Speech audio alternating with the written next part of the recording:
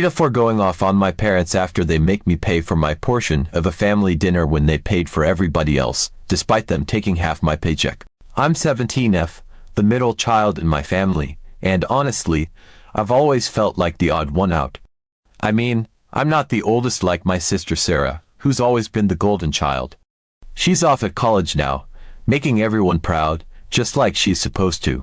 And I'm not the youngest like my little sister Emily, who's still in middle school and pretty much gets away with everything because she's the baby of the family. No, I'm just me stuck in the middle, trying to figure out where I belong, while constantly feeling like I'm just there. Growing up, we didn't have a lot of money. I remember nights when we had to make do with whatever was left in the pantry, and my parents would stay up late, whispering about bills and debts. It wasn't a secret that we were struggling, and when I turned 15, I knew I had to do something to help out. So, I got a job at a local grocery store. It wasn't anything special, just a part-time gig as a cashier, but it was something. My older sister had done the same when she was my age, and back then, our parents would take a portion of our paychecks to help keep the lights on. I didn't mind at the time because I knew it was necessary. We were all in this together, right? But things changed after Sarah left for college.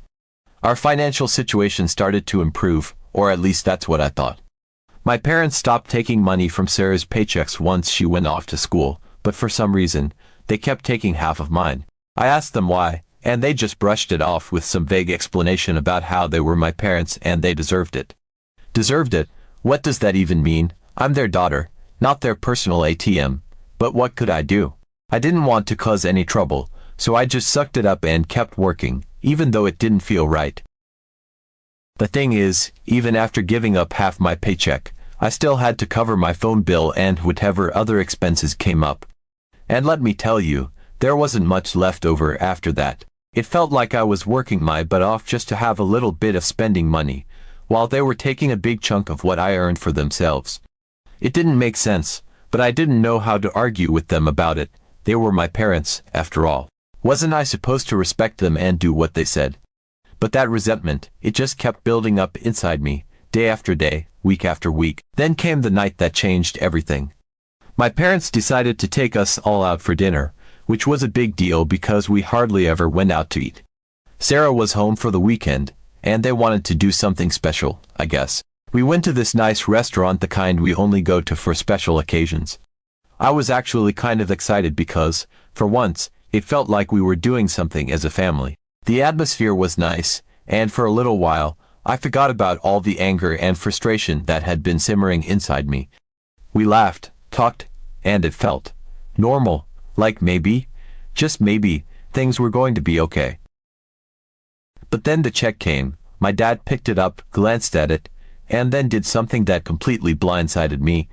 He slid the bill across the table toward me and said, "You'll need to cover your part." I just stared at him, trying to process what he just said.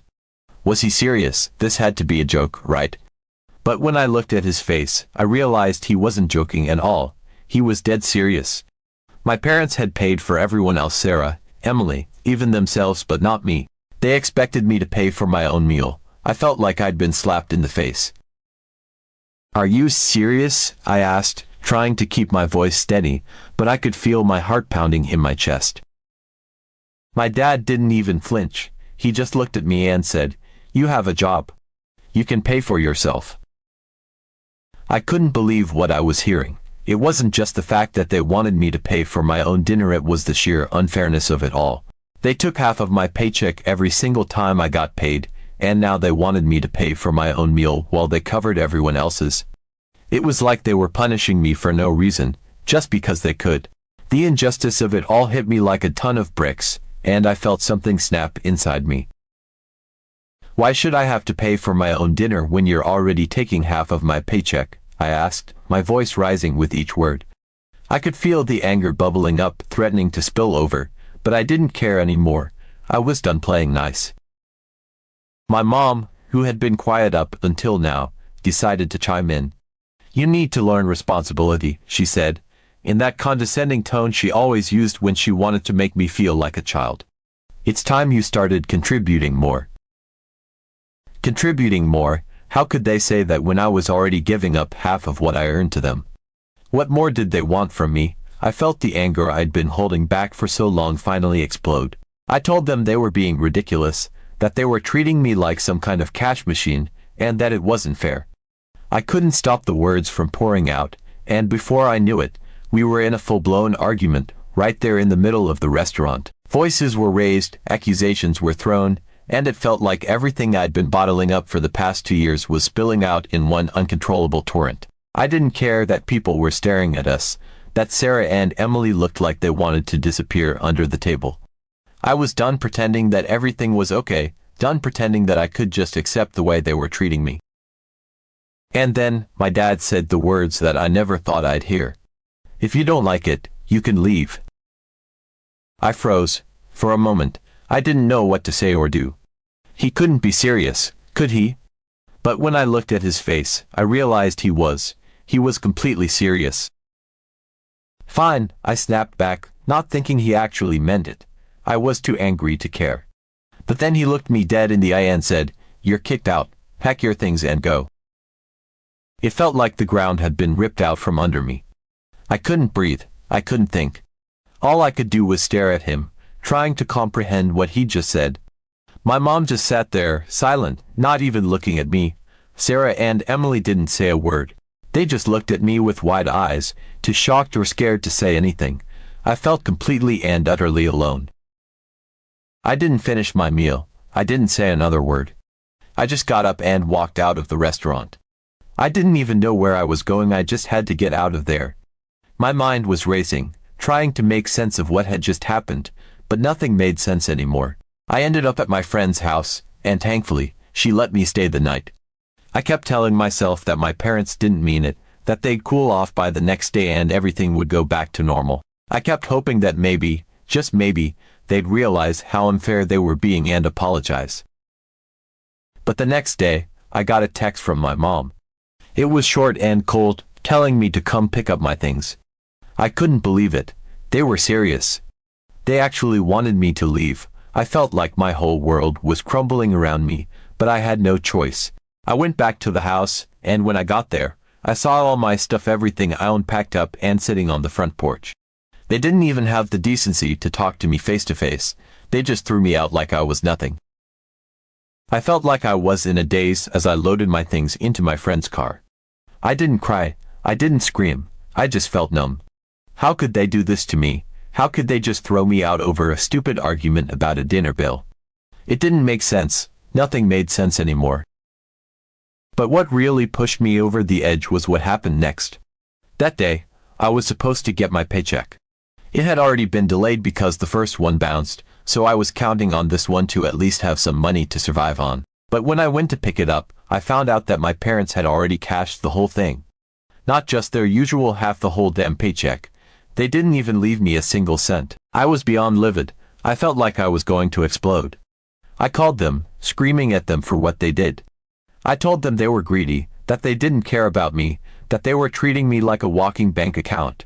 And you know what they said? They told me they were going to disown me. They said it like it was nothing, like I was nothing to them. After the blowout with my parents and them kicking me out, I felt completely lost. My friend's house was a safe haven, but I knew I couldn't stay there forever.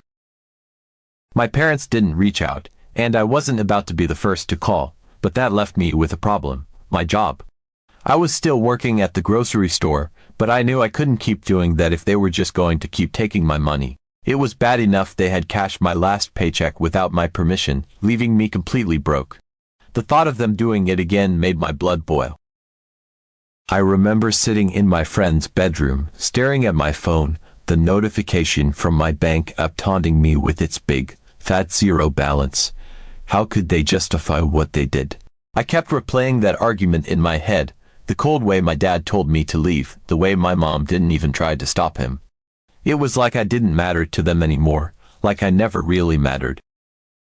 One night, after another long shift at the grocery store, I made a decision. I was done letting them control me.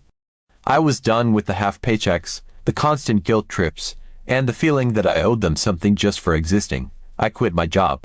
It wasn't an easy decision. I needed the money. obviously, but I knew it was the right one. I figured I could find something else, something better, and in the meantime, I could look for other ways to make ends meet. Anything had to be better than working my ass off just to have it all taken away by people who didn't even care about me. I didn't tell my parents right away, but I knew it wouldn't be long before they found out. They were so used to controlling everything in my life, so I knew this would piss them off. And sure enough, a few days later, my phone rang. It was my mom. I almost didn't pick up, but something inside me made me answer. "What do you want?" I asked, not bothering to hide the bitterness in my voice. There was a pause on the other end, and then my mom started in with her usual guilt trip. "Why did you quit your job? How are you going to support yourself?" I took a deep breath, trying to keep my cool. "I quit because I'm tired of you and Dad taking my money. I can't keep working just to have you guys take half of everything I make. It's not fair." My mom didn't even hesitate. "We're your parents. We sacrificed so much for you. This is how you repay us. By quitting your job and throwing it all away, you're being so ungrateful." Ungrateful. That word hit me like a punch to the gut. They always used it against me, like I owed them something just for being born. But this time, I wasn't going to let them manipulate me. "I'm not ungrateful," I shot back. "I'm just tired of being treated like a walking ATM. You guys kicked me out, remember? You took all my money and left me with nothing. And now you're mad because I'm trying to take control of my own life. How does that make any sense?" My mom's voice turned icy. "You're making a big mistake. You're going to regret this. We won't be there to bail you out when you fall flat on your face." I clenched my fist, trying to keep my emotions in check. "I don't need you to bail me out. I'm going to be fine on my own. I just need you to stay out of my life." There was silence on the other end of the line. I could almost picture my mom sitting there, fuming, trying to come up with something to say that would make me feel guilty. But I wasn't going to let her have that power over me anymore. "Fine," she finally said, her voice cold and distant. "But don't come crying to us when things don't work out." And with that, she hung up. I stared at my phone, feeling a mix of anger and relief. It was like a weight had been lifted off my shoulders, but at the same time, I knew that this was it. I was really on my own now. No more safety net, no more pretending that everything was okay. It was just me, trying to figure out how to survive in a world that suddenly felt a lot bigger and scarier than it ever had before. But I was determined to make it work. I spent the next few days scouring job boards, sending out resumes, and applying for anything that looked even remotely promising. I knew I needed something better than what I'd had before, something that paid well enough to actually support me without having to rely on my parents. And after what felt like an eternity of waiting and hoping, I finally got a break. I landed an interview at a company that specialized in online customer service. It wasn't glamorous, but it was a step up from the grocery store, and the pay was significantly better. Plus, the hours were flexible, which meant I could keep looking for something else if I needed to. The interview went well, better than I expected, and a few days later, I got the call. I'd been hired. The relief I felt was overwhelming. I wasn't completely out of the woods yet, but at least now I had a job, a real job, with real paychecks that would actually go to me, and not into my parents' pockets. With the new job secured, I knew the next step was finding a place of my own. My friend had been incredibly generous, letting me crash at her place for so long, but I couldn't impose on her forever. I needed my own space, a place where I could finally start building my life without constantly looking over my shoulder, wondering when the next blow would come from my parents. I started looking at apartments, keeping in mind that my budget was still pretty tight. I didn't need anything fancy, just a place where I could sleep, cook, and feel safe. After a lot of searching and a few disappointments, I finally found a small one-bedroom apartment that was perfect. It wasn't in the best neighborhood, but it was affordable, and most importantly, it was mine. I signed the lease and moved in a week later. Standing in that empty apartment for the first time, I felt a strange mix of emotions. I was proud of myself for getting this far, for proving that I could make it on my own. But I was also scared of what the future held, scared of making mistakes, scared of failing. But I knew I couldn't let that fear control me. I'd made it this far, and I wasn't going to let anything or anyone hold me back now. The first few weeks were tough, adjusting to my new job, figuring out how to manage my own place, and dealing with the loneliness that came with living on my own for the first time. It was a lot to handle. The job turned out to be better than I expected. The work was challenging at times, but it was nothing I couldn't handle. The pay was good, and I even started picking up extra shifts when I could. But it wasn't all smooth sailing. My parents tried to reach out a few more times, mostly my mom, sending me guilt-ridden texts about how I was abandoning the family, how they were worried about me, and how I needed to come home. I ignored most of them, but every now and then, I'd reply with a short, polite message just to keep the peace. I wasn't ready to cut them off completely, but I also wasn't about to let them back into my life in the same way they'd been before. They needed to understand that I was no longer their little girl who they could control. One night, I got a particularly nasty text from my dad. He accused me of being selfish and ungrateful, of turning my back on the people who had raised me and sacrificed so much for me. He said I was making a huge mistake and that I'd come crawling back to them eventually, begging for forgiveness. I stared at the screen, feeling a mixture of anger and sadness. It hurt to see those words from him, but I knew they were just another attempt to manipulate me, to make me doubt myself. I wasn't going to let that happen. My life started to feel more stable. I had settled into my routine with the new job, and although it wasn't my dream career, it provided me with the stability I needed. I was earning more than I ever had before, and for the first time in my life, I didn't have to worry about my parents swooping in and taking a chunk of my paycheck. Every dollar I earned was mine, and that simple fact gave me a sense of freedom I hadn't realized I was missing. But as much as I was enjoying my newfound independence, my parents weren't completely out of the picture. My mom continued to send sporadic messages, sometimes checking in, other times reminding me of how I was missing out on family events. She never outright apologized for what had happened, but there was an underlying tone of regret in her words. My dad, on the other hand, kept his distance for a while after that last nasty text, which was honestly a relief. Then, something strange happened. I started getting messages from my mom that felt different, softer, more pleading than before. She would ask how I was doing, tell me they missed me, and even started asking if I'd consider coming over for dinner. At first, I brushed it off as another attempt to lure me back into their control, but then the messages became more frequent, more desperate. One day, I got a call from my dad. I hesitated for a moment before answering, unsure of what to expect. His voice was calm, almost subdued, as he asked how I was doing. We talked about work, my apartment, and other surface-level things before he finally broached the subject I knew was coming. "We miss you," he said, his voice thick with something I couldn't quite place. "Your mom and I.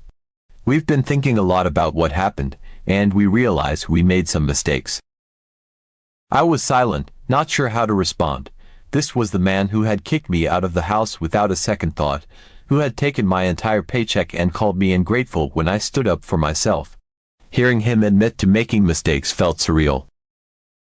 He continued, "We're sorry for how we treated you. We never should have put that kind of pressure on you, and we definitely shouldn't have taken your money. We were wrong, and we just want you to come back home. We can work things out, start fresh."